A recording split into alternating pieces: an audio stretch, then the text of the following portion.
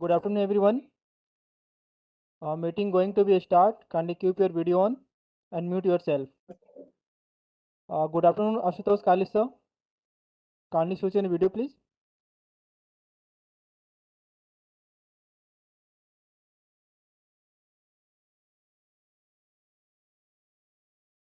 Thank you, sir.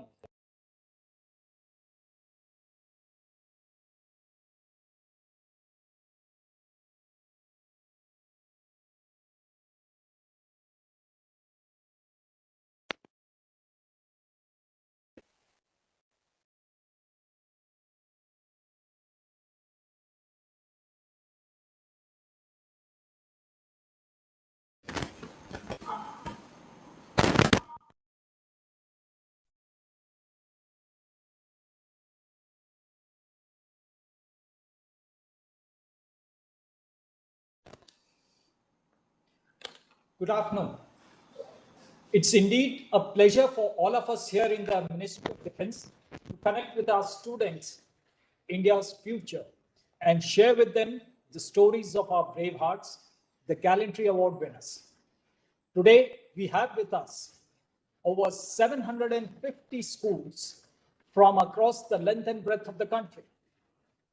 Our soldiers, sailors, and airmen guard our borders every day to uphold the sovereignty and territorial integrity of the nation. They ensure we breathe the air of freedom.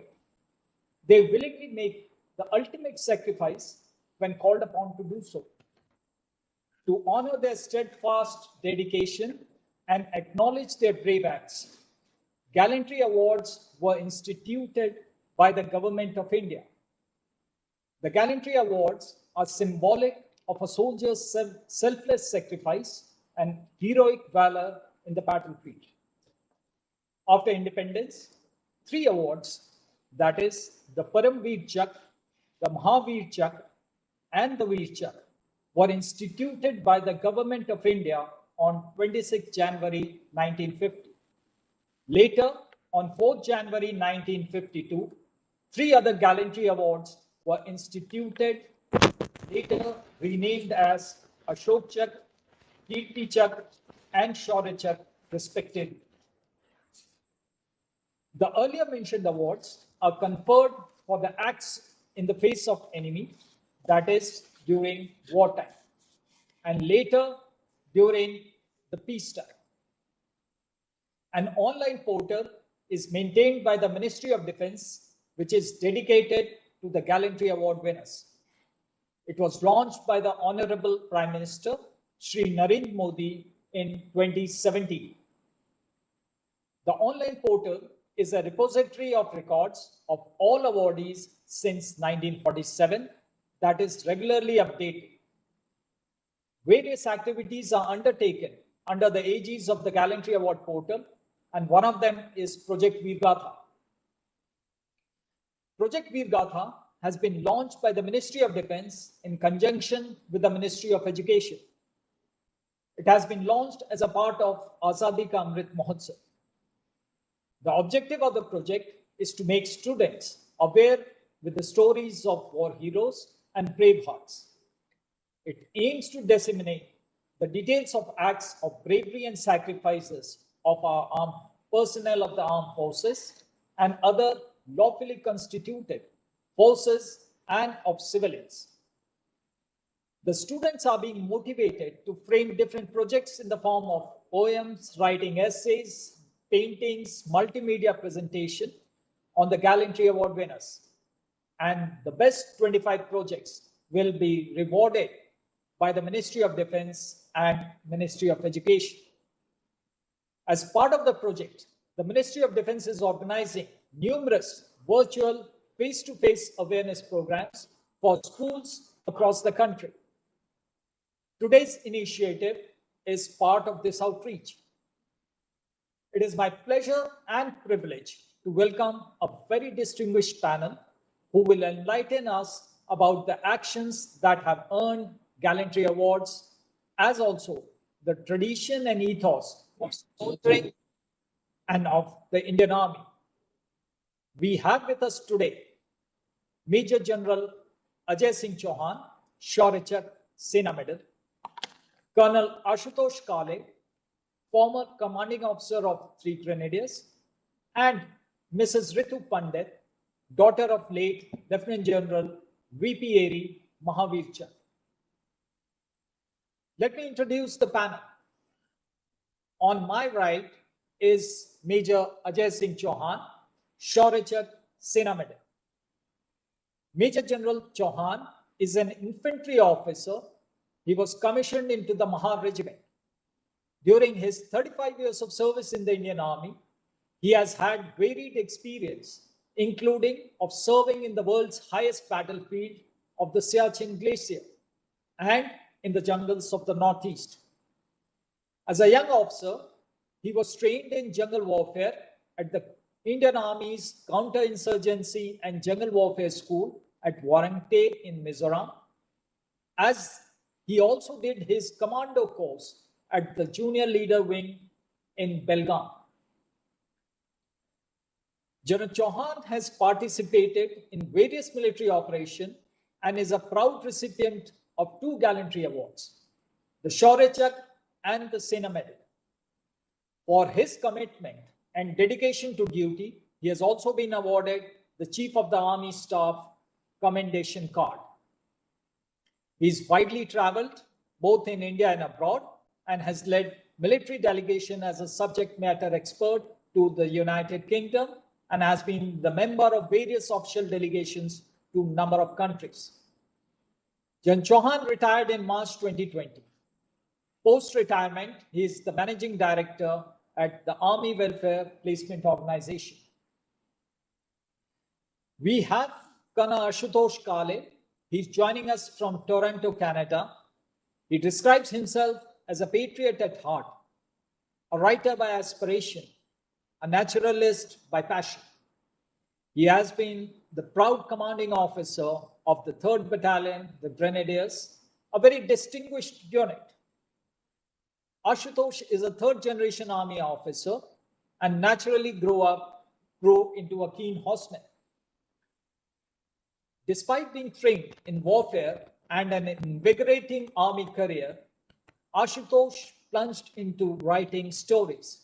His first book, Tryst with Destiny, Abhikarma, is a military political thriller.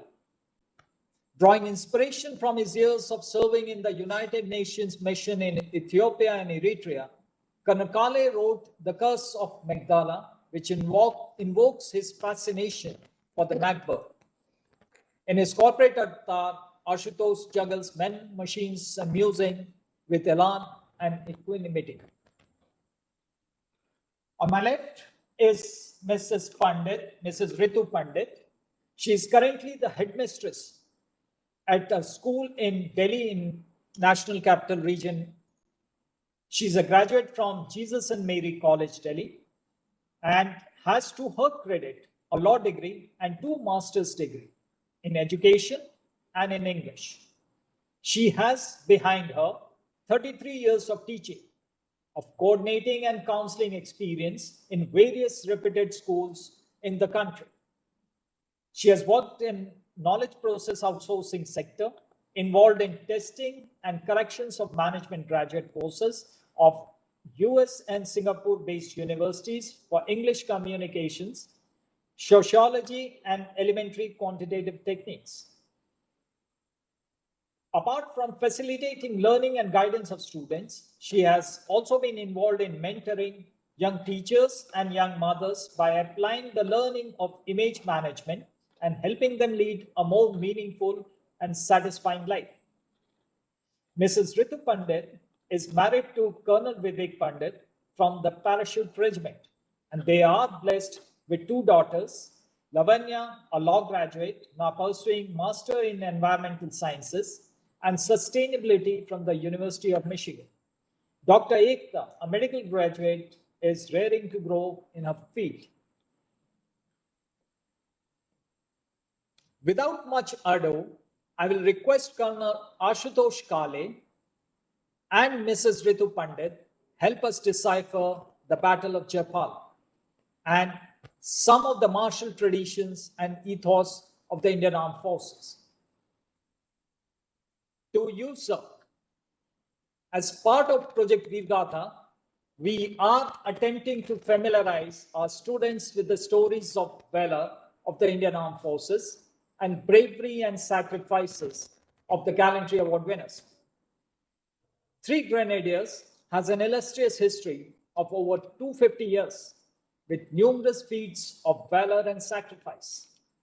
The Battle of Jaipal during the 1971 Indo-Pak War in the Shakargarh sector is known in the annals of military history as one of the bloodiest battles, where three grenadiers carved a niche for itself. What was the role of three grenadiers during the battle? Kanakale, sir? Thank you, Rajnish. Uh, good morning and good afternoon, ladies and gentlemen, and you children out there. I'm here in Toronto, Canada, um, and just about 12 hours away, and it's close to 3 o'clock in the morning. But that just keeps me going because regimentation never stops. Uh, as the proud commanding officer of 3rd Grenadiers, a battalion which wrote its history in blood in the 1971 war and continued its saga of bravery thereafter. It makes me very proud to be part of this presentation. 3rd Grenadiers in the 1971 war carved a niche for itself. It was part of a formation of troops which launched attacks into Pakistan somewhere around the Jammu area. For all those who are familiar with Jammu, you would know that our borders from Rajasthan to Jammu and beyond run along the west. And 3rd Grenadiers was part of the formation which launched this attack into Pakistan from Jammu. The war started and 3rd Grenadiers crossed the international border around 5th of February, 5th of December with the other people. And we continued to move in and continue to fight and take objectives and capture areas till finally we reached a place called Jarpal, which was a pivotal position for furthering operations and going in further. And we finally went in and captured the village of Jarpal. Now, the story of the village of Jarpal is very, very fascinating. 3rd Grenadiers went and captured Jarpal, accompanied with tanks. It was a very, very fierce battle. After the war, after this capture of Jarpal, they organized themselves into a defense. Every time you attack and capture a place, you need to, after you've captured, you need to organize yourself for defense so that you do not get counterattacked. So, 3rd Grenadiers went into defenses after the capture of Jarpal and typically occupied that village in a circular manner where the four rifle companies of the battalion occupied the four sectors of the village. Now, there was a battalion of the Pakistan Army called the 35 Frontier Force, which was being pulled back after they've had a lot of fighting and they were being pulled back for rest and relief. The Pakistan Army at that point did not have troops to counterattack Jarpal. That is the time 35 Frontier Force was given the task of counterattacking Jarpal, where 3rd Grenadiers had occupied positions. The story goes the 35 Frontier Force had had enough fighting, and the men were very, very down and they were not really motivated. So, their CO at that point of time, Colonel Mohammad Akram Raza, rallied the men and said that I will lead the first attack on Jarpal. And that is when the men got motivated. And the first assault of 35 Frontier Force came on to the defenses of 3rd Grenadiers. Now, at that point of time, there were two officers who were commanding these two frontline companies. One was Major Chima and one was Major Hushar Singh. Both these companies faced this counterattack. Very short of the Indian defenses, as the 35 Frontier Force attack was happening, our machine guns opened fire. And Colonel Mohammad Akram Raza got a burst of a machine gun on his chest and on his face, and he died there, meters from the Indian defenses, a colonel of the Pakistan Army. Once he died there, the attack got beaten back. The Pakistani, the 35 Frontier Force, kept attacking the Indian position, that is the village of Jarpal, wave after wave. And the soldiers of 3rd Grenadiers did not realize what was happening because they did not understand why such a fierce battle is happening and why continuously the Pakistan army is continuing to attack. And they were attacking because the commanding officer was lying dead meters from our machine guns. To rally the men, Colonel Airy, that time, who was the commanding officer of 3rd Grenadiers, was walking behind the defenses and the trenches of 3rd Grenadiers of Alpha and Charlie Company all night, rallying men, irrespective of danger to himself. And he kept the battalion strong and he kept exalting the men to continue to fight. You know, fear is a reaction, courage is a decision. And it is leaders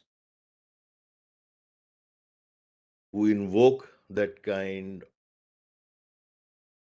of courage in men by standing strong and holding ground and displaying that kind of courage. And that is what Colonel Airy at that point of time did. Meanwhile, Colonel Hushar Singh, one of his machine gunners, the detachment got injured due to firing, and they had to be evacuated. And they got killed, in fact. And that's when Colonel Hushar Singh jumped behind the machine gun, that time Major Hushar, and he started firing. He himself got injured, but he refused to get evacuated and he said, I will continue to stand here and fight. I'm not going to get evacuated. So, despite being injured, he continued to man the machine gun and continued to fire. And they stopped attack after attack of the 35 Frontier Force. So on one side was Colonel Chima, that time Major Chima. On the other side was Major Hushar behind his machine gun, injured and firing. And behind them standing was Colonel Airy, Ved Prakash Airy. And that is how the men of 3rd Grenadiers fought this battle. By the time of the ceasefire was declared, the story doesn't stop here. And this is what I'm going to tell you now is going to probably surprise you and get you all to realize how romantic and how chivalrous sometimes war is and armies are. So by the time the ceasefire was declared and people came forward and there was supposed to be an exchange of bodies and people who had died in the battlefield, their bodies were to be recovered. The officer who walked up from the Pakistani side was a captain because the CO had died, other senior officers had died, and they'd had major casualties. When he walked up, There was Colonel Chima, and Major Hushar had probably by then got evacuated, and there was Colonel Airy. And he pointed out the body of his CO, Colonel Muhammad Akram Raza, and he told the Indian officers that this is the body of my CO. And he has died. And that is when he told the story of Colonel Akram Raza, of how he led 35 Frontier Force into a suicidal attack on 3rd Grenadiers. Colonel Airy at that time tore a page from a logbook of a radio, a log. He tore a page and he wrote a citation. He wrote a citation for his enemy. An Indian officer wrote a citation for a Pakistani colonel, his counterpart, his enemy, who had fought against him and fought against his battalion. Based on a citation of the Indian officer of Colonel Airy, the Pakistan government awarded the Nishan-e-Zurrat to Colonel Muhammad Akram Raza. On the Indian side, Major Hushar Singh got the Paramveer Chakra, the highest decoration for any soldier living. There was also another battle which took place in the vicinity where an officer of the 17 Pune Horse got a Paramveer Chakra. He died fighting in his tank, destroying 6 Pakistani tanks. His name was Arun Khetrapal. That is another fascinating story, which probably I will tell you later. And of course, Colonel Airy got the Mahavir Chakra for being the CO who stood strong for the CO who rallied the men for facing the counterattacks and ensuring that the battalion stays by. This entire story of the war and the unique way in which the citation of Muhammad Akram Raza was written by Colonel Airy went down as a very, very romantic story for 35 years. 35 Frontier Force carried his That's citation wonderful handwritten. story. Yeah, you mentioned Kanakale. That's really fascinating, and I would say it's unprecedented story. And we have Mrs. Ritu Pandit here, daughter of Lieutenant General Airy Mahavir Chak. I have a question for her. Ma'am, I believe General Airy is the youngest of his 7 siblings. As his daughter, how would you describe him as a father and an officer? Well, though he was the youngest child among 7, he had a lot of he faced a lot of difficulties in his personal life. He had to take care of his family and of his siblings at a very young age, and despite his busy schedule in the army, he was always available for them and their extended families. And I saw the same thing in him. He extended the same kind of support for the officers who were under him wherever he was posted. That's wonderful. We understand, ma'am, that the army in the army, the battalion becomes an extended family, and this bond becomes even stronger during difficult situations such as the war. What can you recollect of the regimental life when General Airy was commanding the battalion? What kind of relationship did you share with the officers of the battalion and their children?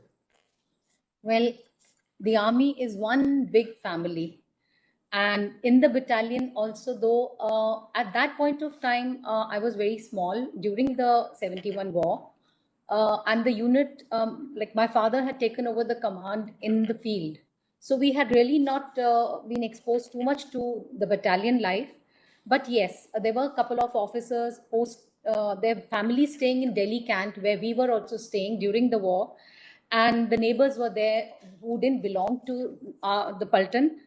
And one thing I can tell you about the army is that it's one big family, and in the battalion also till today, I think we are accepted. We are called for all the celebrations, and the next generation of the children of the officers who were there together at that time, we are still connected, and we do meet up once in a while.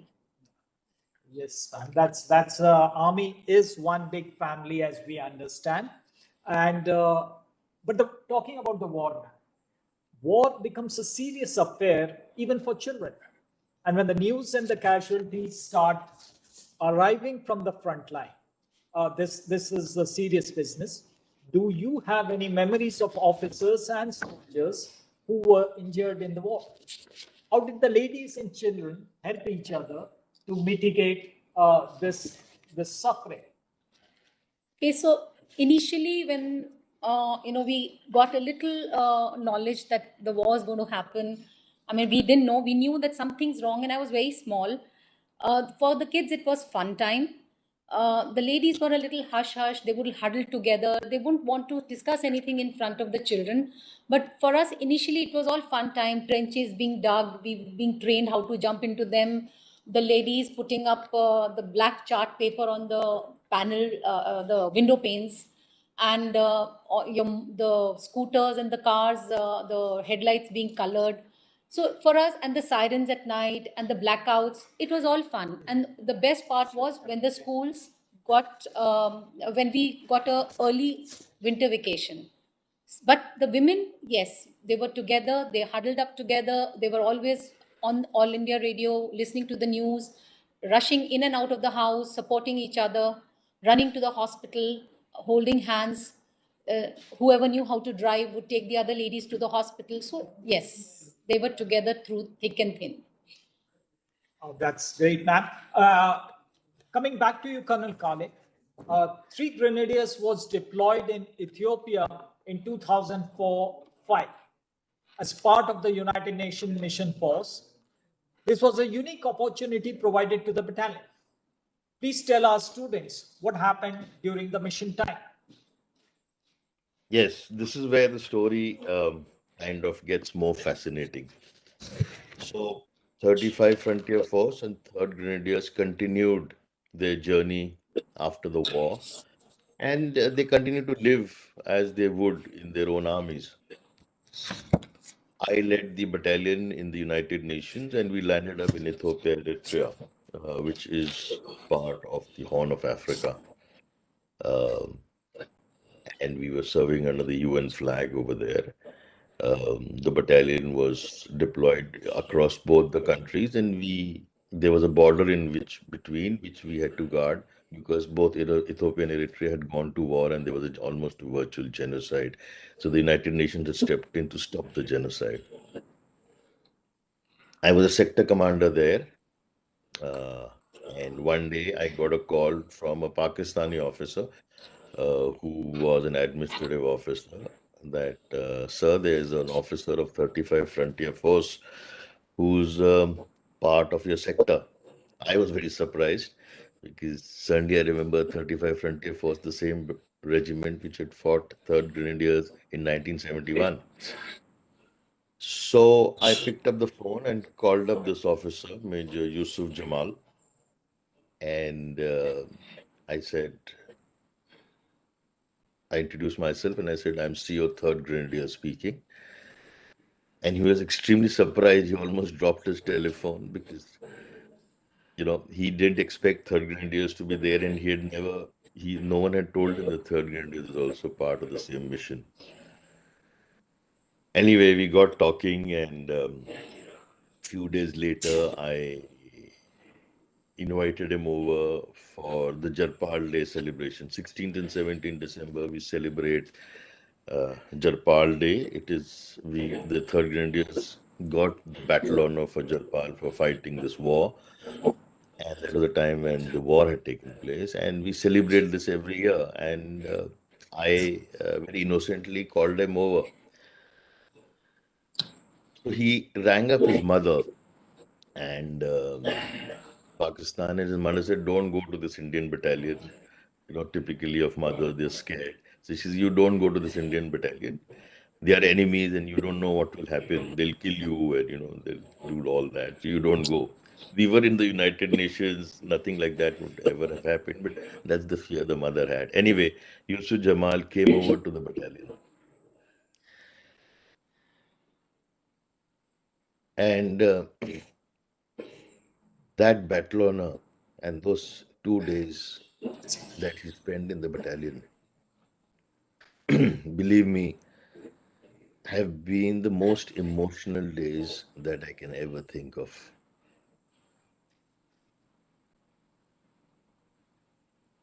An officer of 35 Frontier Force, a battalion that my unit faced,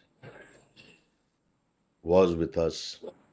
He took part uh, in the Badakhana. He danced with the soldiers. Um, he was sitting through the Mandir parade that we had, which we have to pay respects to the martyrs.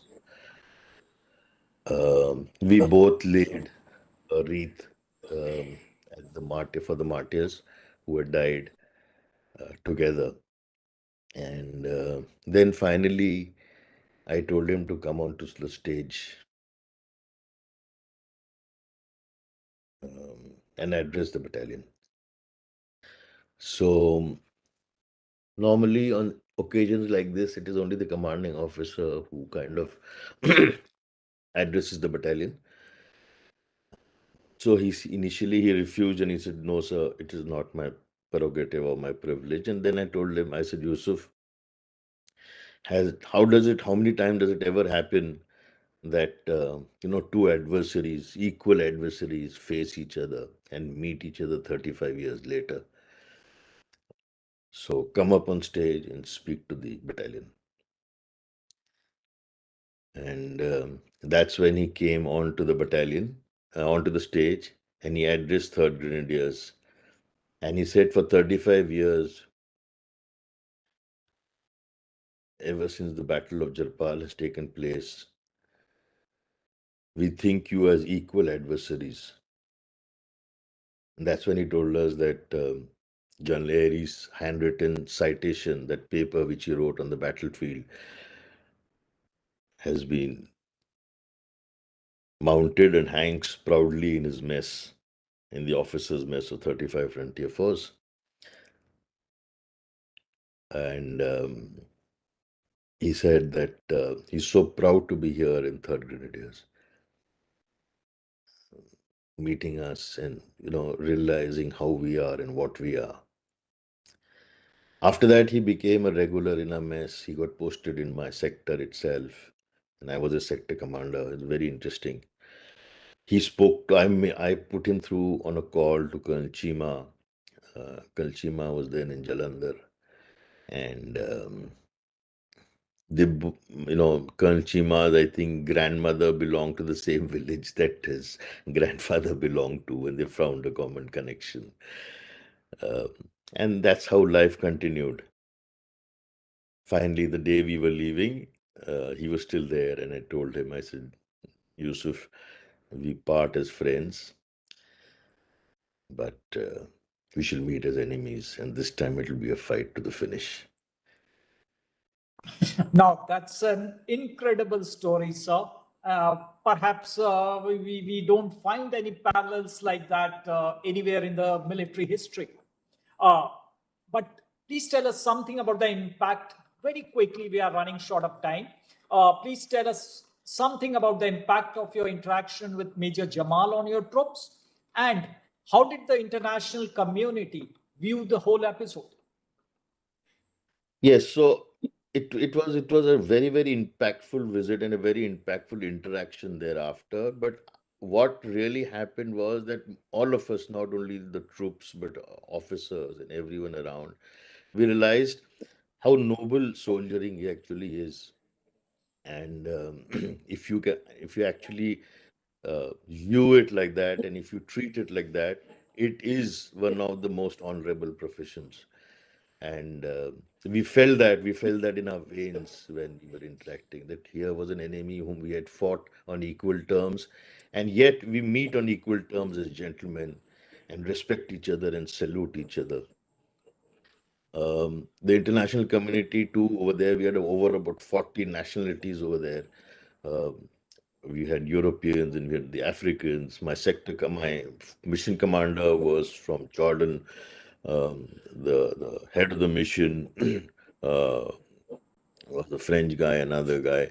So, but the entire community, all these 14 nationalities, were aghast at the way we kind of met each other, and they were really very moved. And it not only us, the entire mission, I think, got very emotional seeing us because they had never seen anything like this.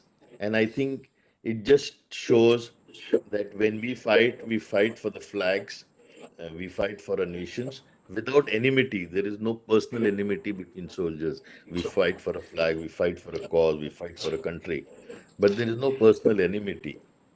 And that is what is so romantic and so unique about this profession and about this uniform that we wear and about the ethos that we carry in our hearts. That's it. That's wonderful. So that's what Indian Army stands for. That's our martial tradition, the ethos of our Indian Army. And we have the proud daughter of General Airy here, as I mentioned to you. Ma'am Konakale, during his presentation, has described the magnanimity displayed by General Airy when he accorded the unprecedented honor of to Akram Raza, the enemy seer. And we know that probably General Airy's portrait is displayed prominently in 35 Frontier Force Officer Mess, as is Akram Raza's in 3 Grenadiers Officers Mess. As a daughter. I just wanted to add here that I got a special painting made of Colonel Airy and presented to Yusuf Jamal for his mess, and he in turn gave me a painting of Muhammad Akram Raza for our mess. So Third Grenadiers has a painting of Muhammad Akram Raza presented by Yusuf Jamal, and 35 Frontier Force has a painting of Colonel Airy displayed in their mess. That's wonderful. Ma'am, what are your thoughts on this particular aspect? Well, as a daughter, I mean, it makes me incredibly proud of him. And it just goes to show that it takes a very large hearted person to acknowledge a good in some others and beyond boundaries. Like, you know, in relationships today, if you really go to think of it, the egos are there, but you have to go beyond all this and accept people the way they are and also acknowledge the good in the others, give them their due. Yeah. It's very important to give anyone their due.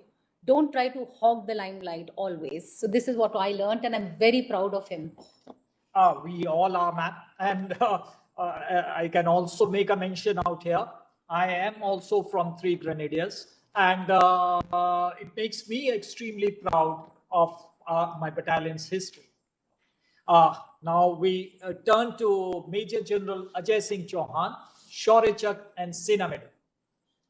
For the benefit of all our students, in fact, as I mentioned, we have 750 schools all over the country who have joined us today. As I had mentioned, General Ajay Singh Chauhan has been decorated twice for gallantry. He was awarded the Sena Medal for saving lives of his soldier in the Siachen Glacier and was awarded the Shaurya for his actions in the Northeast. To you, sir, Siachen is the world's highest battlefield. The terrain and the weather are extremely challenging. Temperature in winters drop to minus 50 degrees. There are constant threats of avalanches, crevasses on the glacier, high-speed winds. The soldiers stationed in the area are affected by a range of fatal high-altitude related ailments like frostbite, hypothermia, and whiteouts. You have served in the area and you have been awarded the Sena Medal, as I said, for saving lives of your soldier. We would like you to share your experience of serving in the Siachen with our students. For the information of all the students here, Siachen Glacier has got its name from the local Balti language, which consists of two words. Sia refers to the species of the wild rose that grows besides the glacier, and Chen referring to any object found in abundance. The name Siachen thus refers to a land with abundance of roses. This is however ironic, considering that when one imagines Siachen Glacier, the thought that comes to mind is that the place is devoid of any vegetation. Please tell us, sir, something about the place, the flora, the fauna of the Siachen Glacier. Thank you very much, Colonel Rajneesh. And of course, Colonel Ashutosh, good to see you. Ladies and gentlemen, boys and girls, it's indeed a pleasure and a matter of honor to speak to you all on such a beautiful occasion. I did serve in Siachen, and that was initially in the time that is 1987. And Siachen, as you all know, it is part of Ladakh. It is actually what? It is definitely, as Colonel Rajneesh mentioned, Siachen is a rose garden. All right? It's very beautiful, very serene, all snow covered. Yes, it looks that way. But boys and girls, ladies and gentlemen, I must tell you, staying there is extremely difficult. It is only people who had an opportunity, have been privileged to stay there, only know the vagaries and the challenges which one faces there. No vegetation. All areas covered with snow. Extremely difficult to move. It is actually, hard ice which is existing. Essentially, it is second longest glacier outside the polar region, probably the third pole as well. Altitudes range from 15,000 to 24,000. Rarefied atmosphere, oxygen is very less, and that is the reason why people develop so many health problems. Violent snow blizzards, and you know what? The most challenging thing is always alert, unsparing enemy. That is there. So therefore, you're fighting two enemies here. One, the actual enemy. The other one is the weather and the staying conditions. No creature at all. Since there's no vegetation, he talked about the flora and fauna. I'll tell you. In my post, I had two dogs, and those, in Ladakh they call it gaddi dogs. They are the fur ones, and two crows. And these two dogs used to lead when we used to go for any patrol.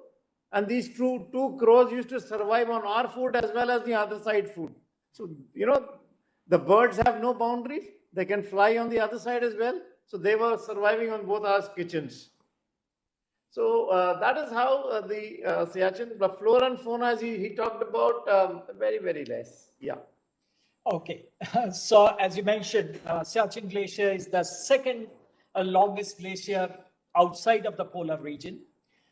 The region experiences extreme climatic conditions with temperature falling to almost minus 50 degrees Celsius. And I say again, the temperature can fall in Siachen to minus 50 degrees Celsius. Delhi we are experiencing something around plus 20 today. Yeah. The winter snowfall is over 1,000 centimeters, and the area experiences extreme high winds and avalanches. It's home to some of the most rugged mountains. Survival is actually a challenge in Siachen. So can you tell us something about the challenges of serving in Siachen? You see, he talked about, thank you, Colonel Rajneesh, you mentioned about the extreme temperatures. But one thing I must tell you is your attitude which is going to matter. And that is how, irrespective of the challenges, how the Indian Army is staying there so beautifully. It is 6 inches between your ears. What you think and what you feel is what is going to matter. The challenges here is the temperature, minus, yes. It is a lack of oxygen. I talked about the landslides, avalanches. You know, when you have bright sun, it looks very beautiful. The snow shines. But that is the most dangerous part of people who are staying in Seattle, because it is very, very prone to avalanches, very prone to landslides. And when the snow slides, you would have seen the recent slides which takes place in Uttarakhand. Though that is just the mountain of muds which is coming here. There are tons and tons of snow. You don't even realize where was the track and where was the post. It has happened a number of times that, you know, the avalanches, once it has come, it has wiped out the complete post of ours or anyone else.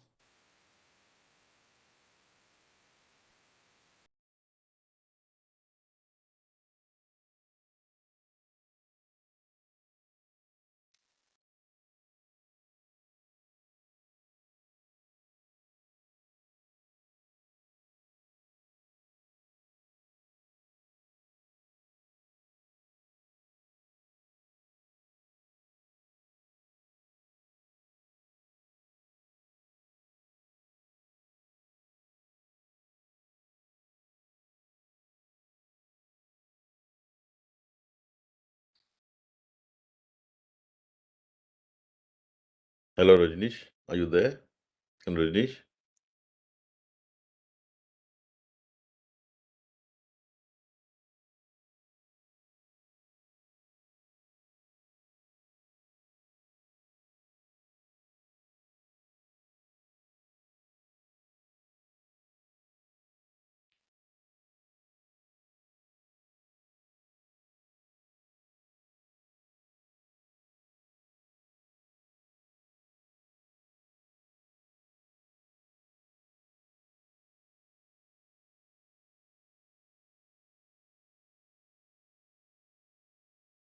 Can the rest of the participants hear me? Yes, sir, you're audible to us. Am I audible? Yes, sir, you are audible, sir. Due to some technical issue, we are connecting soon, sir. There is some technical issue. Please wait.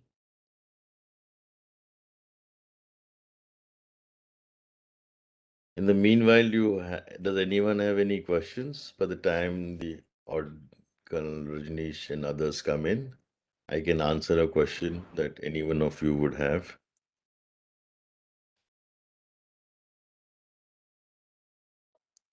Now join, sir. Yes.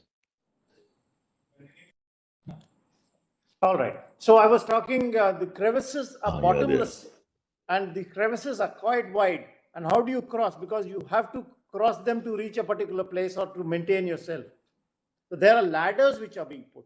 And, you know, crossing these itself is a challenge. So before we get inducted in those areas, we get trained for these purposes to undergo, and we undergo a proper snowcraft training, how to use the alpine equipment. Most of us don't even know how to use these, you know, mountaineering. It is only in the videos now today, children, we also see that, you know, this is how you are to climb a mountain or something. But there are special kind of equipment which are being given to us. And mind you, it is one of the finest in the world as far as the equipment or clothing what we wear, thanks to our government and the Indian Army, which is providing one of the finest equipment and clothing. Just to, as it'll interest you that a person wears approximately 22, 23 items on himself to move in a Siachen, right from cap to goggles to, you know, the scarf or the vest or whatever. You know, he wears minimum 22, 23 items to survive in that place. So you can imagine here we only wear a shirt and a trouser, but there are 22 items to wear. Yeah. That's actually very interesting. And 2 points that you made, sir. One was regarding the avalanches. If I remember correctly, there was an avalanche on the Pakistani side of the Siachen Glacier. And I can tell you they had suffered over 140 casualties in one single avalanche. That's the kind of vagaries of weather that one faces in Siachen Glacier. And the second point that General Chauhan made was about communication. when he said that for months there was time in 1984-87 when the post would be cut off for communication, and today if we are cut off for even a minute or 5 minutes, we find difficult to stay without our mobiles and internet connectivity. Okay, sir. Now coming to your next award, you have been awarded the Shaurya Chakra for serving in the Northeast, and our students would be familiar with the geography of that place. Northeast basically refers to the easternmost region of India, which consists of the states of Arunachal Pradesh, Assam, Manipur, Meghalaya, Mizoram, Nagaland, Sikkim, and Tripura. There are parts of Northwest Bengal which also constitute the northeast of the country. Indian Army has been deployed in the region from the very early days of independence to combat insurgency. Of late, there have been some improvement in the situation. So you have been awarded the Shaurya Chakra, which is India's third highest peacetime gallantry medal for your actions. We would like you to share your experiences with us of serving in that area. Serving in an insurgency environment of the Northeast requires special training. You have undergone jungle warfare training. Can you tell us something? How do you keep your men motivated, and something about the training for that particular area? You see, it is very heartening to see the eyes of the children who are so inquisitive listening to this. In Northeast, it is a traveler's paradise. It's so beautiful. It's so green. It has got big rivers, small rivers, water streams, lakes, floating villages. You will be surprised in places. There are places like Majuli Islands itself has got floating these police posts also. So that is there. But yes, operating in the Northeast, the challenges are that it is very dense forest. Movement are very difficult. Visibility are very less. You're not able to see. There are small tracks which you get familiar with over a period of time, and crossing these rivulets or the small streams which are there also at times become a challenge. It is very treacherous, long distances. You actually get tired walking. So therefore, you got to be physically fit and mentally robust, alive, always, very alert. So these are the things which we have to see when you operate in jungles. So one more thing I would like to tell you, Colonel Rajesh, here that there's a thing called leech, which is very, very common when you walk in Northeast jungles. And that leech you'll not even realize when it, touches you catches on or laps onto you, and you'll only realize when he has sucked your blood. So how do we get rid of this? There are, we make those salt dipped with the DMP oil, what we get in the this thing. And whenever a leech you come to know, you just touch it and it will leave your this thing. It leave your body. So these are the challenges which one faces. Unknown people. Language is a major barrier. In Northeast itself, there are 166 languages which people speak. Which language to get homed on? In Delhi, you can speak Hindi, English, Punjabi. You can go, but not in the areas of Northeast. So you got to have somebody who knows the local language. You have to. But over a period of time, let me tell you, ladies and gentlemen, boys and girls, that once you stay there, you start learning that language. So that is another very, very interesting thing of the Northeast. Yeah.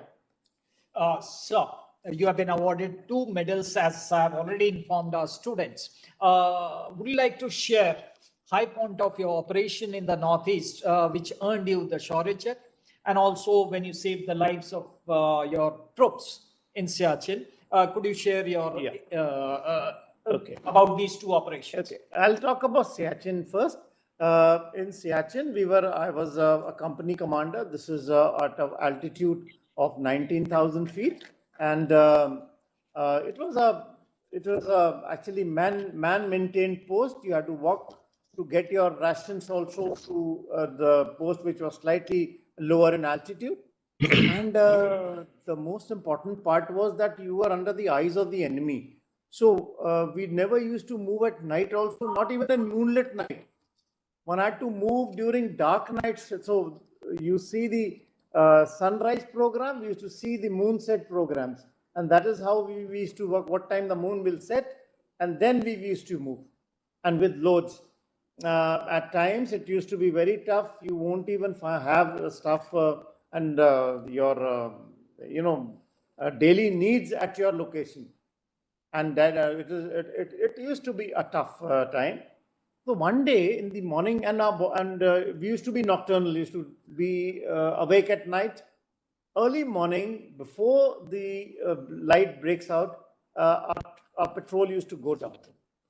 And it was a calm morning. A patrol of 6 soldiers, they went down onto the track to fetch the rations, which was lying at the post, which was lower. The distance total was about 300 to 400 meters, but mind you, the gradient was very, very high, and it takes on to you. So on the way back, while they were coming, the time I think was somewhere 5:10 or 5:15 in the morning. They were about to reach, and I was sitting there on my post, seeing this patrol, approaching me. Suddenly there was an avalanche, and 2 boys just got washed off in that particular avalanche. Fortunately, I could see one boy just getting up and coming back, but I couldn't find the second one. And that is where that is the moment we immediately rushed. We have rescue equipment, a large amount. There is something called a PEEPS apparatus, which detects the people, avalanche victims. All those things were being carried. But once this boy was not visible, immediately I took my rescue team. We went down that particular track and started searching it. When you have a beaten track in a place like Glacier, you don't deviate from right to right and left. You have to walk on that track because you never know where is the crevice, and the crevice is covered with the snow, soft snow. The moment you put your foot, you go inside. So, we searched this boy from morning 6 o'clock till evening 4 o'clock. And there's something called, snow blindness. Our eyes got swollen so much that I can't tell you. And despite we were wearing those Cortina goggles and all that, we kept searching. And, some of my boys almost gave up. Sir, I think ab mushkil lag raha hai. Abhi ye milega nahi. Aur isme, I was also, and I had taken a risk of taking these boys again outside under the eyes of the enemy. And second was their risk, their lives were also at risk. But while we were searching them, suddenly a voice came. We heard a voice. Idhar to koi chillayega nahi. No. I said, did you all shout? So he said, all my boys who were there with me, nahi sahab, humne to nahi halla kiya. Main kaha, chup. We kept quiet, and suddenly once more a sound came. Bachao, hum yahan hain. Something like this. And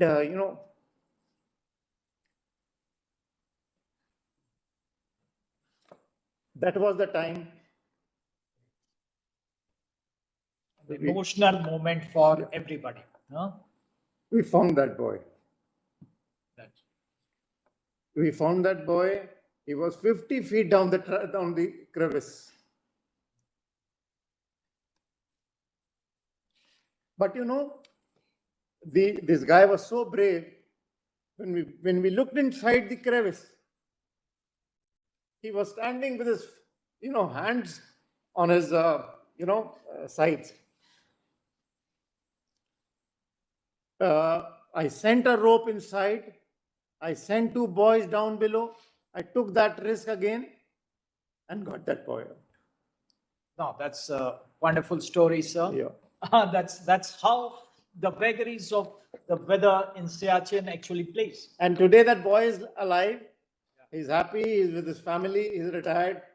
So that's a satisfaction one gets. Yeah. Very true.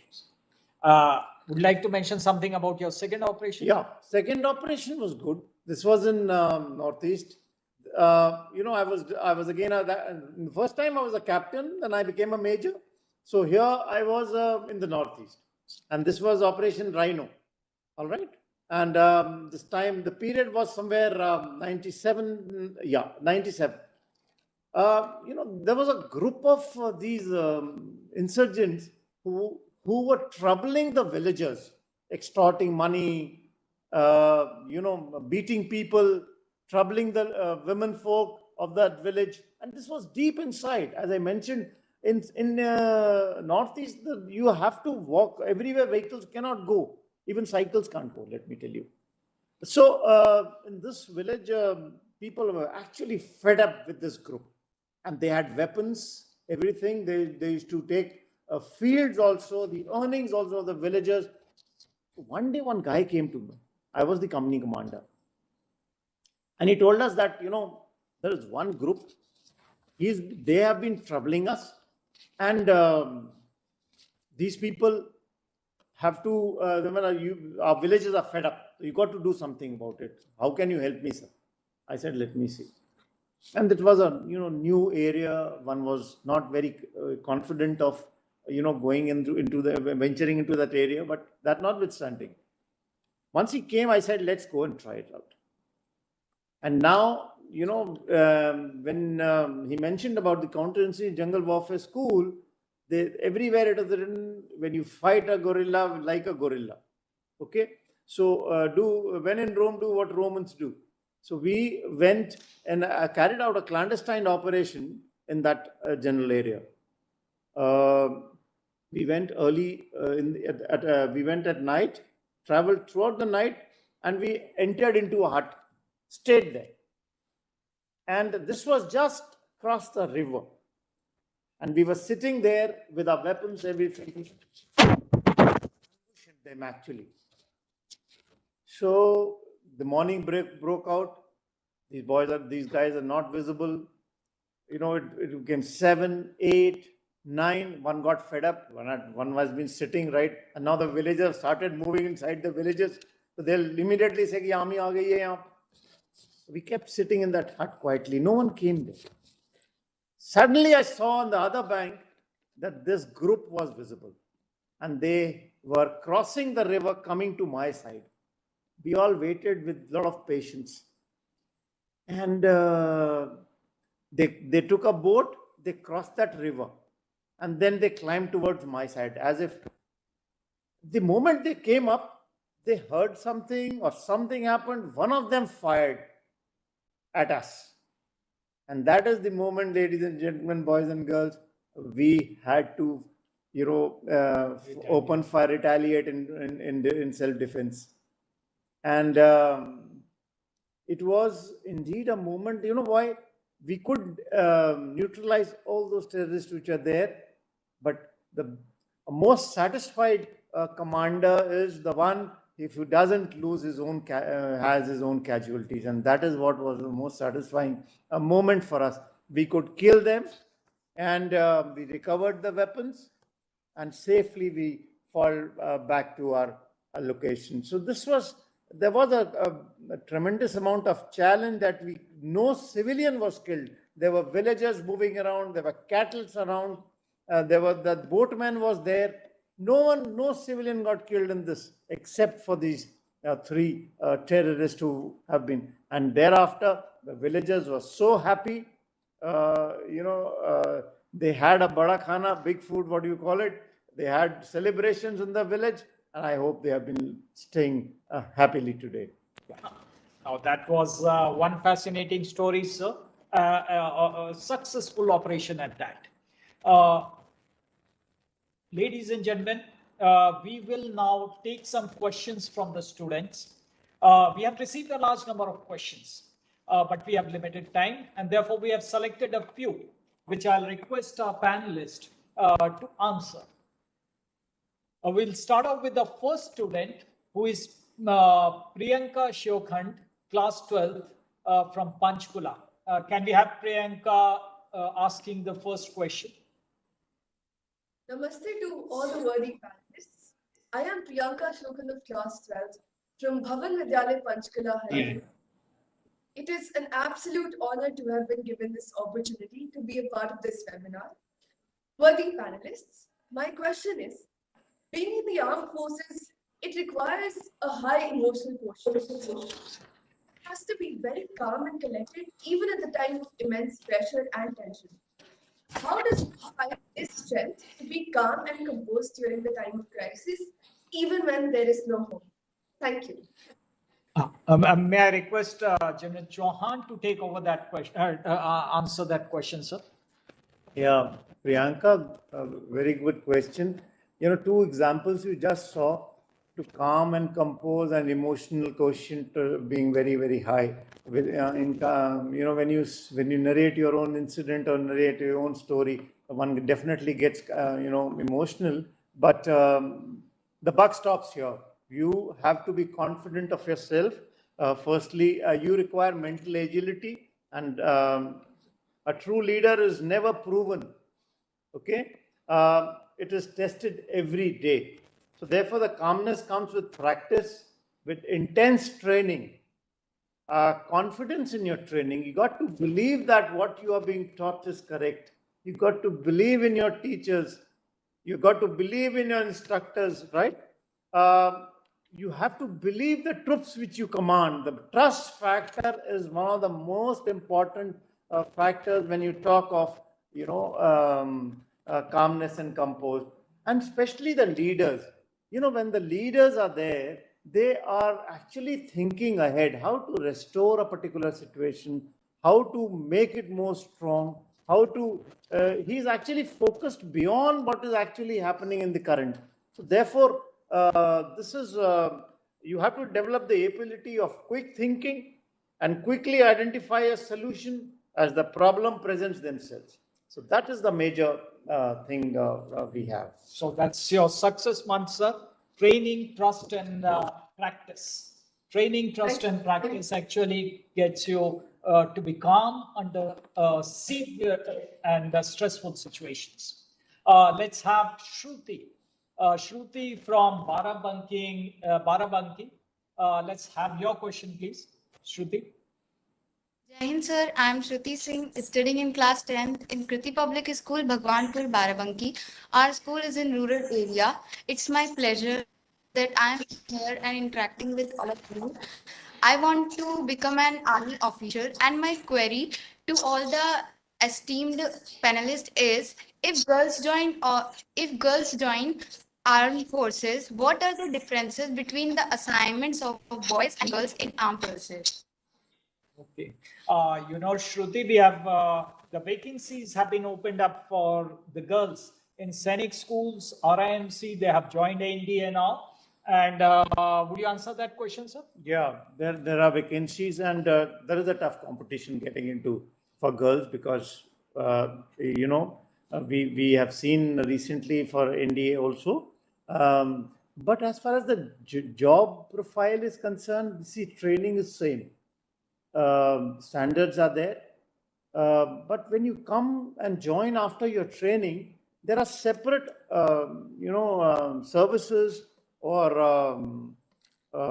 regiments where they are looking as engineers, they are into JAG branch, they are into what you call ordnance in supply chain management, in that is the logistics support, in they are engineers, as mentioned, mechanical engineers, combat engineers. So they are doing a beautiful job as far as the army is concerned. So when you talk of, but definitely as of now, infantry, you are aware there are no girls there in infantry, in the combat, infantry, armored corps, and artillery. Yeah.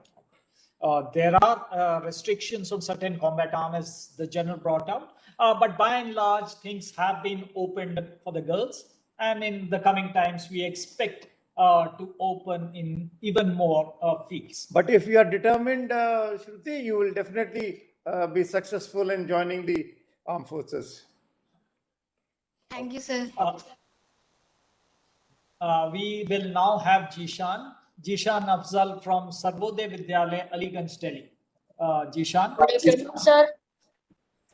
My name is Jishan Afzal. I study in class 7th. From Sarvodaya Vidyalaya Aliganj new Delhi. Sir मैं सबसे पहले रक्षा मंत्रालय को तहे दिल से धन्यवाद कहना चाहता हूँ, क्योंकि मुझे अपने देश के सैनिकों से कुछ प्रश्न पूछने का सुनहरा अवसर मिला है। सर ये मेरा प्रश्न आपसे, सर क्या आपको देश के दुश्मनों से लड़ते समय डर नहीं लगता?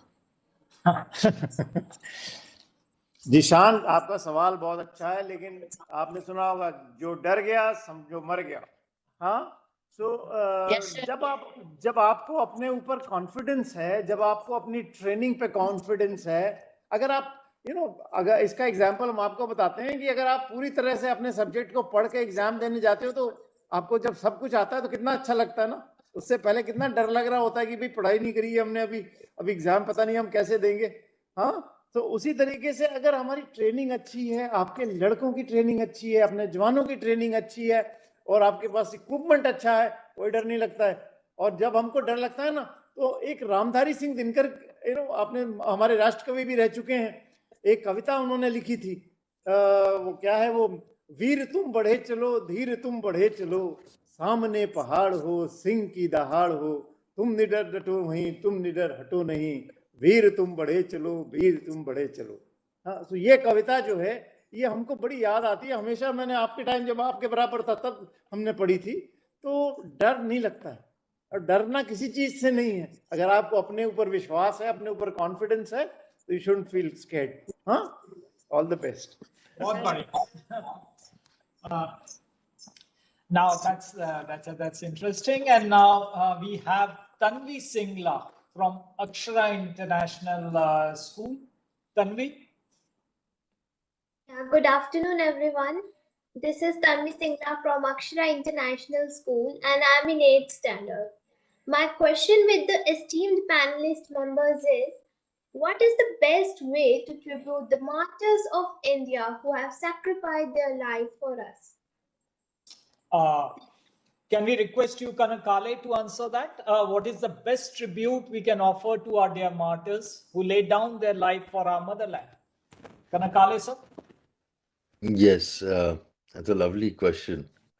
And a lot of years have gone by where people have been trying to answer that question.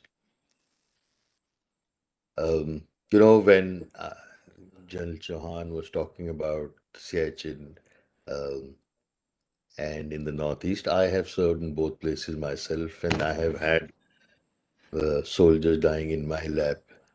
And I could recollect when he was talking about how he had pulled out the boy.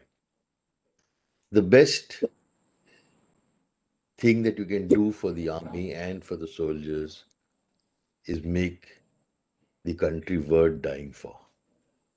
Every one of you need to make yourself so worthy that the sacrifice of the soldier is worth the death that he is having over there in Siachen or in Kashmir or wherever they are. You need to live your lives like that. All of us can be patriotic in our own way, in our own little ways. If you study well, if you do the country proud, if you take up a profession and excel, you are being patriotic. You don't have to pick up a gun and fight at the border. All of us can be patriotic in our own way. Be a good society and be a country worth dying for. You couldn't have expressed it better, sir. Let's all take a pledge to be worthy of all the soldiers who have laid down their life, who have sacrificed themselves for our country, and make this society worth dying for. We as Kanakale very well brought out, he said, let's make our country great. Let's make India great. Let's now have Kavin Narayanan from Bangalore asking his question. Let's see. Yes. Namaste everyone. My name is Kavin Narayanan of Sindhi High School, Hepal, and I'm studying in class 12. Firstly, it is a great privilege to have been given an opportunity to participate in this experience. My query to the respected panelists is that as a human being, you must be holding some ethics and core values close to your heart. But this may sometimes conflict with your responsibilities to your nation as a military personnel. So how do you bridge this gap? Will you answer that question for him, Kanakale, sir? You know, when you're fighting for the country and you're wearing the uniform of the country and there is a flag that you salute to, I don't think there is ever a doubt in anyone's mind as to where his beliefs and his philosophy should stay. The love for the nation and the love for the flag and the love for your regiment is so strong, and our ethos is so strong, and your spirit decor, that is the feeling that you have for your regiment, is so strong that it just sweeps you away, and your personal prejudices, your personal likes, your personal value systems, uh, really don't matter as long as the interests of the flag, the interests of the uniform, and the interests of the regiment are taken care of. So that is what leads you all the time. That is what motivates you all the time. That is what keeps you going. That is what makes you march into a machine gun which is firing into your face. That is what makes you climb up in Kargil. That is what makes you capture Jalpal and hold on to it despite 7 counterattacks. That is it. So beautifully brought out. We now have Saras Agarwal from Mount Abu Public School. Saras. I would like to extend my heartfelt gratitude to all the dignitaries for giving me this opportunity today. Uh, my question is for Mrs. Ritu Pandit, ma'am. Good afternoon, ma'am. I am Saras Agarwal, a student of grade 8 from Mount Abu Public School, Sector 5, Rohini, New Delhi. Ma'am, your father was a brave soldier who served as the Lieutenant General in Indian Army and is remembered as a martyr and a proud recipient of Mahavir Chakra. So, ma'am, my query is that how did you deal with the demise of your father and what all qualities do you imbibe from your father? Also, ma'am, what message would you like to give to those who want to join Agnipath scheme of Ministry of Defence under Government of India? Thank you. Well, Saris, losing a parent at any point of time in your whatever age you may be is not easy. I was very close to him, being the only daughter, and it can't be expressed. The grief cannot be expressed. It continues. You keep missing them, but they live in you through their value systems. I continue doing what he tried to imbibe in us as children. And yes, I was in denial for a long time because I had an ailing mother. We were 3 siblings, and our focus was to look after her. She was a cancer patient. On the contrary, she was on her deathbed and my father passed away. So we had to be very strong in front of her, support her. So there was no time to grieve. It was a time when you had to just hold and be strong for each other. So that's what I did. And he lives in us through the value systems. Now, the second part is what I have imbibed. Well, he was a disciplinarian. We were scared of him. We would get to know after a month why he was angry with us. His eyes itself were enough to put us in our place if we had gone wrong. He was known for his honesty, straightforwardness, punctuality, hard work, leading by example, standing rock solid in front of his team, taking all the flack and never letting anything pass on to his juniors. He could stand for his men even if they were wrong. He would deal with it on his own somewhere, some other way. And main thing that you have got to know through Colonel Kale is giving people their due, whoever they may be, the enemy, but giving people their due. So 2 things are to be remembered, which I also try to imbibe, and we try to follow this. All his qualities, mainly standing behind your team, and next is giving people their due. And about this scheme that you are asking, well, it is fairly new, untested, and imposed upon us against the tested systems that we already have. So you will face a lot of challenges, the people who join and their families, because you don't know, there's going to be a lot of uncertainty, but then with time everything falls into place. But my advice to you would be, why go for it? Go for the regular one. join like these three people sitting here. Join there as a regular person, right? Thank you, ma'am. And we have now Madhushri. She has a question. Madhushri. Namaste everyone. I am Madhurashri from Sindhi High School, Hebal, Bengaluru. I'm a student of class 12. Firstly, I would like to express my gratitude towards the Ministry of Defense for this honorable privilege. My question is, the army, like a lot of other occupations, is majorly dominated by the males. With the introduction of NDA for women, sorry? No, please go ahead. Please go ahead. Okay.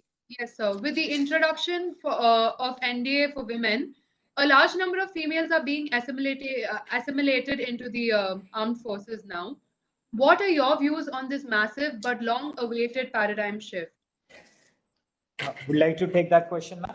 Well, I was very keen to join the forces. I come from a completely forces background, but during our time, women were not permitted.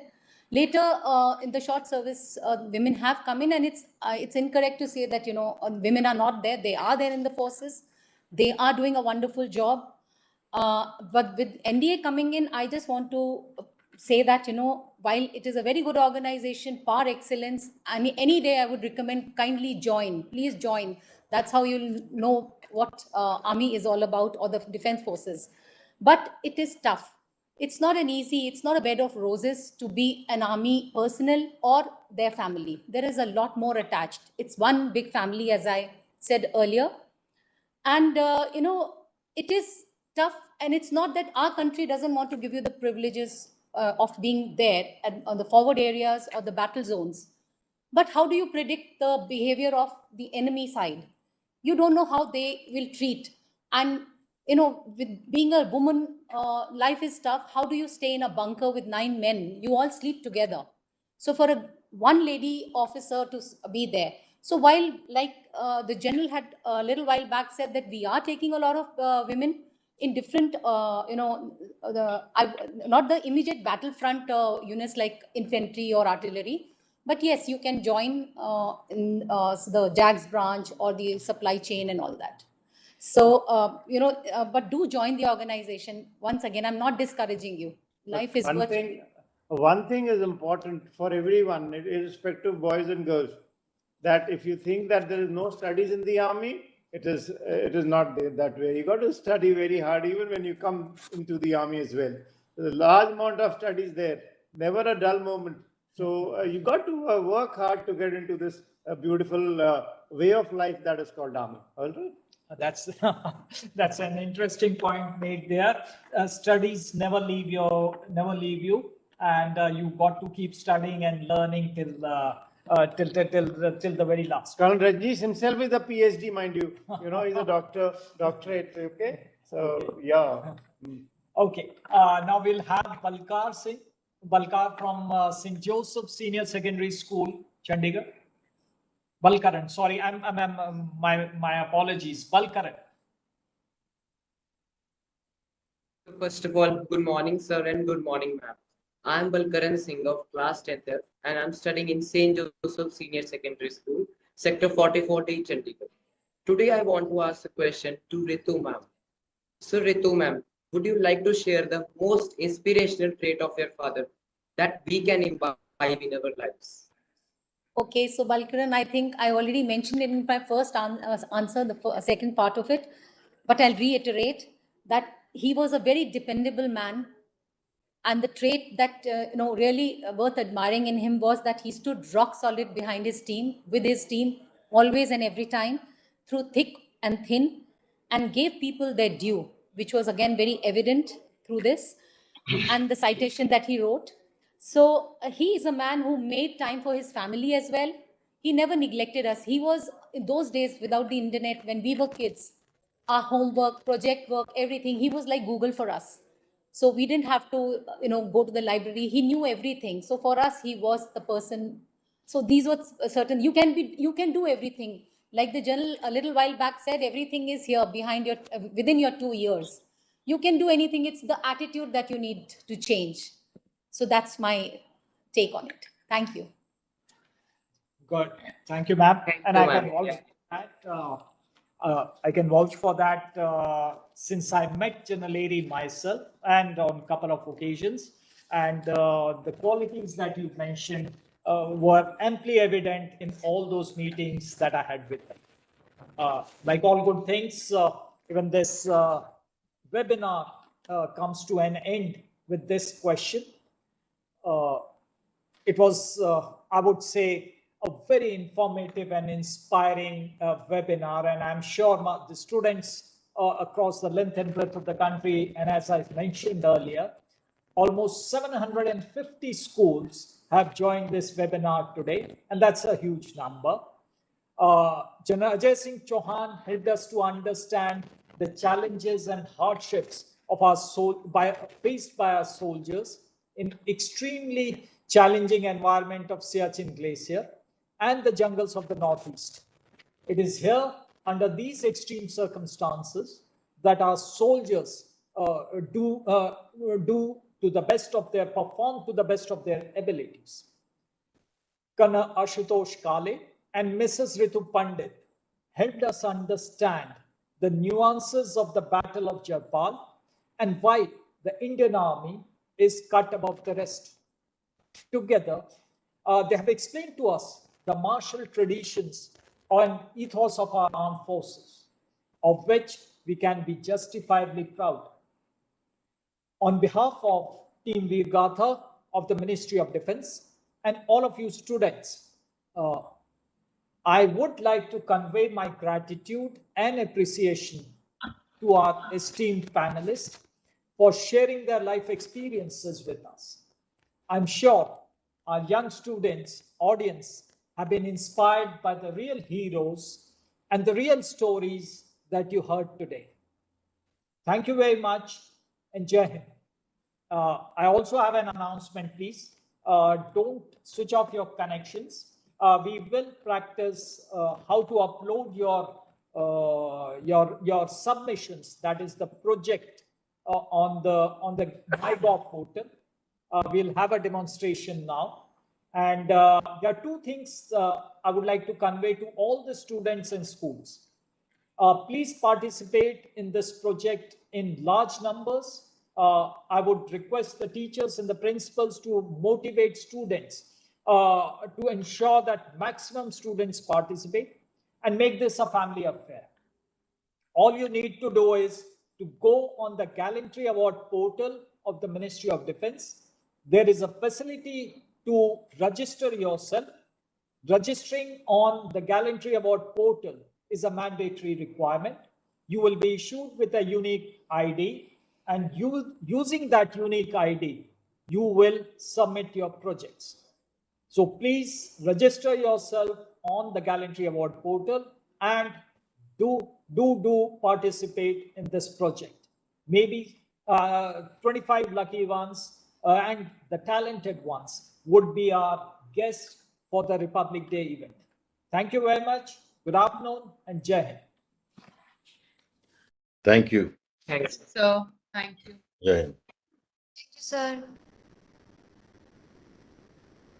Thank you, sir.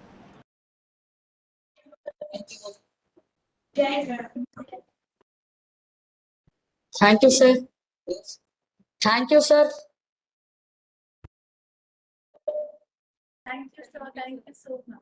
Thank you, sir.